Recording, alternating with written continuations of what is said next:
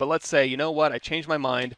I want to have these, but I also want to put a little ridge on it, or I want to make these a Phillips head. It's going to be a pain to do. So let's go ahead and we can take this undo slider and just undo back to where we started here. So what we have instead in place is we have two subtools here. So if we click on this one and go into solo mode, we have a bunch of, let's go down here to NanoMesh, turn off show placement. We have a bunch of what looks like insert mesh brushes, right? However, those are actually, if we turn on show placement, those are just a bunch of planes that have a nanomesh attached. Now how we would do that is essentially, it's fairly simple. Let's go down here. Let's make a polyplane. And you can go down here to initialize and say, you know, H divides, V divides, and then just make it plane, pardon the pun. But if we go in here to make polymesh 3D, I also go down here to geometry, hit reconstruct a bunch of times, and then delete higher. So now we have B, create insert mesh, new, and then we can go back to any object here. And then now at this one, you can hold down control, and you can snap these to be whatever size you want, and then hold down control shift. Let's go ahead and split hidden. So on our subtool menu now, we have a bunch of planes, and then we can go to our Z modeler brush BZM. By default, if you hover over a face and you do, let's hit Control W, make these all one polygroup.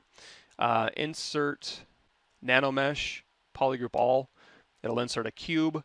You can go through here and you can select, just hit M, and you can select something you have sitting there.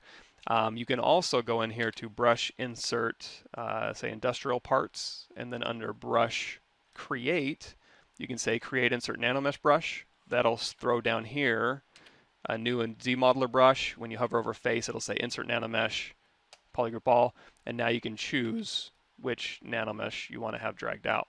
Then you can go into your nanomesh properties, and yeah, that'll work. So you can go to your nanomesh properties, and you can say I want to fill the object with size of 1, so it's always going to fill it, or you can do proportional and change the size however you'd like. And then at that point, you can turn off show placement, and now it looks like you inserted those. And you can also go through here and you can do like Z offset.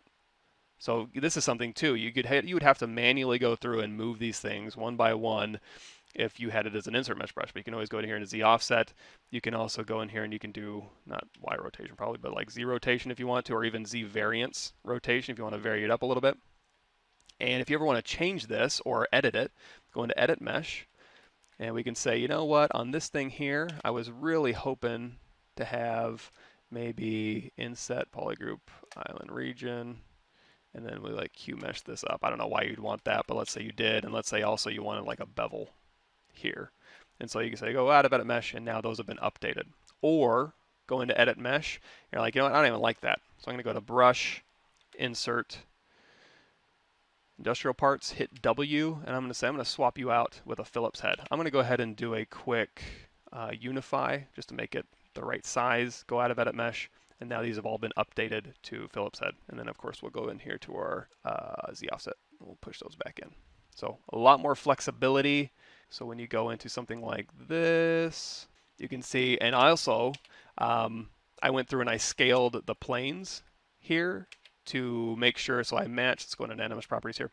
I did fit with the size of 1, so as I go through here, and let's say I wanted to scale these up or down, it would just scale along with the plane. So it gives me that flexibility as well. Make sense?